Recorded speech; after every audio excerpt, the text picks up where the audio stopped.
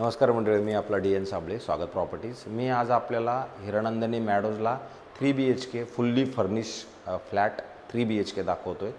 Flat जर तुम्ही बघितलं तर ज्यावेळेला स्टार्टिंग करतो त्यावेळेला सेफ्टी डोर खूप चांगल्या पद्धतीने बनवलेला आहे आणि सेफ्टी डोरच्या आतमध्ये आपण आल्यानंतर हा डोर खूप चांगल्या पद्धतीचं कन्स्ट्रक्शन क्वालिटी आहे। जुना फ्लॅट आहे पण खूप फ्लॅट चांगला आहे। मी तुम्हाला ह्या सगळ्याची इत्तमभूत माहिती बोलता बोलता सगळी देत जातो, कारण की बऱ्याचशांचं म्हणणं काय माझ्या काय काय गोष्टी चुकत आहेत ते तुम्ही सांगताय, मी सुधार करण्याचा नक्की प्रयत्न करतोय। तर हा जो फ्लॅट आहे आपण ज्यावेळेला एंट्री करतो हा नॉर्थ फेसिंगचा फ्लॅट आहे, प्रॉपर नॉर्थ। बाहेर पडताना तुम्ही नॉर्थला बाहेर पडताय, आतमध्ये साऊथला आहे, बाहेर पडताना नॉर्थला आहे, म्हणजे खूप नॉर्थ फेसिंगचा फ्लॅट खूप चांगला असतो। आणि त्यामुळे आपण ज्यावेळेला आतमध्ये येतो त्यावेळेला तुम्हाला शिवरॅक वगैरे या सगळ्या गोष्टी आतमध्येच दिलेल्या आहेत आणि इमिडिएटली तुमचं हे हॉल खूप मोठा प्रशस्त आणि असा चांगला हॉल आहे, जो तुम्ही बघू शकता किती मोठा आणि किती चांगल्या पद्धतीचा हा हॉल आहे। फ्लॅटमध्ये पूर्णपणे तुमचं फॉल सिलिंगचं आणि त्या सगळ्या इंटेरियर डेकोरेशनचं सगळं काम पूर्ण केलेलं आहे। फर्निश फ्लॅट आहे आणि TV युनिट म्हणा किंवा सोफा वगैरे हे सगळं पद्धतशीरपणे आणि खूप चांगल्या पद्धतीनं हे डेकोरेट ऑलरेडी केलेलं आहे।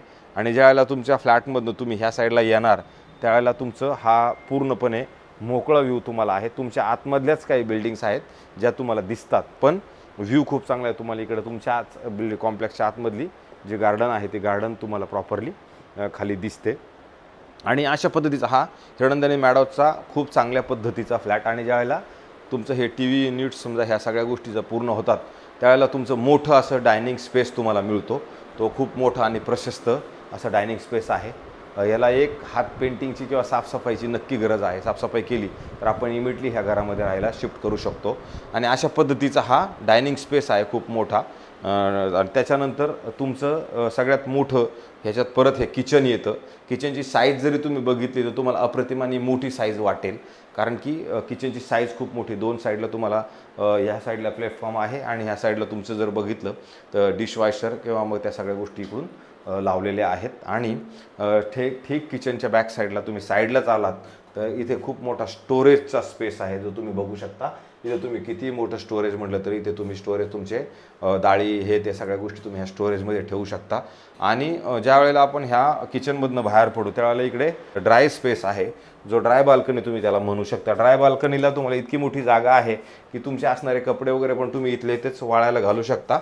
इथेच तुम्ही तुमची वॉशिंग मशीन वगैरे शिफ्ट करून कपडे पण इथेच वाळवायला घाला, म्हणजे परत दुसरीकडे काय कपडे इकडे तिकडे टाकायची गरज नाही। कारण हिरानंदिनीमध्ये सिस्टम ही आहे की तुम्ही बाहेर कपडे वाळायला घालता येत नाहीत तर काही हरकत नाही, त्यांनी त्याचं प्रावधान आतल्यात सगळ्या इथं दिलेलं आहे। आता आपण सर्वप्रथम ज्यावेळेला तुमचा हा डायनिंग आणि हॉल संपतो आणि किचन संपतो तर इथे तुमचं इथलं आपलं बेडरूम सेशन चालू होतो, तो सेक्शन। तर बेडरूममध्ये सगळ्यात पहिलं ज्यावेळेला आपण ह्या साईडला येऊ त्यावेळेला कॉमन वॉशरूम तुमचं ह्या साईडला इकडे दिलेलं आहे। कॉमन वॉशरूम जर बघितलं तर ते पण मोठं आहे। आणि विशेष म्हणजे परत ह्या कॉमन बाथरूमच्या ह्या साईडला जर गेला तर परत इकडे खूप मोठा स्टोरेज आहे जिथे तुम्ही कपडे वगैरे परत वाळायला घालू शकता। अशा पद्धतीचं इकडे ही जागा आहे।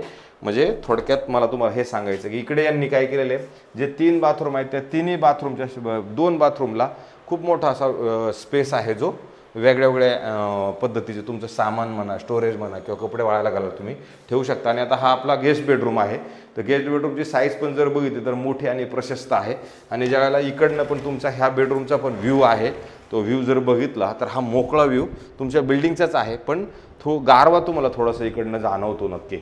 याच्यामध्ये फर्निचर तेवढं स्टँडर्ड नाही आहे, पण रूमची साईज आणि रूम खूप चांगला आहे। आणि त्याच्यानंतर मग ज्यावेळेला तुमचं गेस्ट बेडरूम आहे, गेस्ट बेडरूमच्या जस्ट अपोजिटला आपण आलो इथे एक मास्टर बेडरूम आहे, त्याची साईज तुम्ही बघू शकता।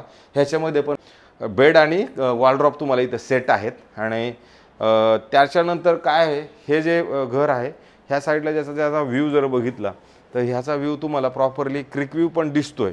आणि ही कंपनी आहे, पण आता ह्या कंपनीत आज नाही उद्या नाही परवा इथं काही ना काही कन्सेशन येऊ शकतं आणि तुम्हाला समोरूनच तुमचा आरमॉल दिसतो, तुम्हाला हे मेट्रो स्टेशन दिसतंय। सो अशा पद्धतीचा हे घर आहे। आणि हा तुमचा एक बेडरूम झाला। आता आपण अजून एक बेडरूम आपला बघायचा बाकी आहे आणि ह्याच बेडरूमचं हे बाथरूम पण तुम्ही बघू शकता किती मोठं आणि किती प्रशस्त आहे। तर हे जे घर आहे ना, हे घर ठाणा स्टेशनपासून साधारणतः 4 ते 4.5 किलोमीटर अंतरावरती आहे आणि वसंत विहार लोकेशन आहे, त्या वसंत विहार लोकेशनपासून पण जवळ आहे. काशीनाथ घाणेकर नाट्यगृह आहे त्याच्यापासून जवळ आहे आणि हे जुनं तसं आहे, 10 ते 15 वर्ष जुनं ह्या हिरनंदिनी मॅडोज असणार आहे.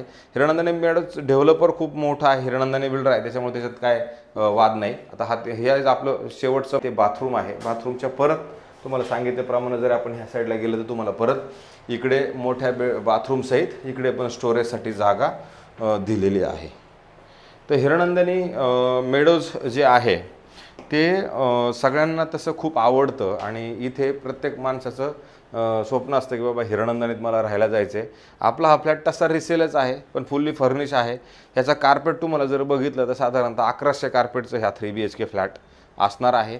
तुम्ही बघू शकता ह्या बेडरूमचं पण व्ह्यू जर बघितला तर ह्या बेडरूमचा व्ह्यू पण खूप सुपर आणि खूप चांगल्या पद्धतीचा आहे.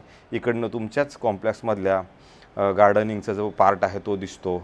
ह्याच्यात स्विमिंग पूल, क्लब हाऊस, जिम सगळ्या सुखसुविधा 100% उपलब्ध आहेत. इथनं ज्युपिटर हॉस्पिटल तुमचं जवळ आहे, बेथनी हॉस्पिटल जवळ आहे, म्हणजे हॉस्पिटलची सुखसुविधा, स्कूल कॉलेजची सुखसुविधा, डीमार्ट, म्हणजे बेसिक आपल्या रोजमर्राच्या जीवनामध्ये लागणाऱ्या सगळ्या गोष्टींचं जवळच इकडे उपलब्ध आहे. म्हणजे खूप लांब जायची गरज आहे किंवा असं काही नाही आहे.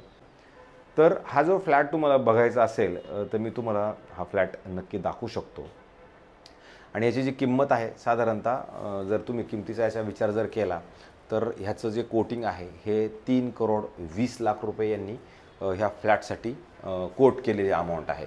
Fully furnish as it is तुम्हाला हा फ्लॅट मिळणार आहे. जर हा फ्लॅट तुम्हाला माझ्याकडनं बघायचा असेल तर तुम्ही मला एक दिवस अगोदर सांगा, मग त्याची मी चावी बंदोबस्त नक्की होईल आणि मग तुम्हाला तो फ्लॅट मी नक्की दाखवू शकतो. ॲक्च्युली मला ना खूप आनंद वाटतो की आपण सगळे लोक मला खूप चांगल्या पद्धतीनं सपोर्ट करताय आणि आपण सगळे व्हिडिओ पण बघताय आणि मला पण खूप आनंद वाटतो की मी जे काय फ्लॅट तुम्हाला दाखवत आहे ते तुम्हाला सगळ्यांना चांगले पण वाटत आहे, चांगल्या चांगल्या कमेंट्स पण येत आहेत. माझं पण ध्येय आता हेच आहे की मी चांगल्यात चांगले फ्लॅट, अजून फ्लॅट, कमी बजेटचे फ्लॅट, जास्त बजेटचे फ्लॅट, वेगवेगळे फ्लॅट्स कसे जास्तीत जास्त दाखवू आणि तेही एक प्रामाणिकपणानंच मला ते फ्लॅट दाखवायचे. म्हणजे मला असं मला हे सगळं असं करून मला ते जमणार पण नाही आहे, कारण हे माझं पिंड नाही आहे की मी हे सगळं दुनियादारी करणं. तर मला फक्त असं वाटतं सत्य आणि चांगल्या मार्गानं जेवढं आपल्याला चांगलं दाखवता येईल तेवढं चांगलं दाखवायचं.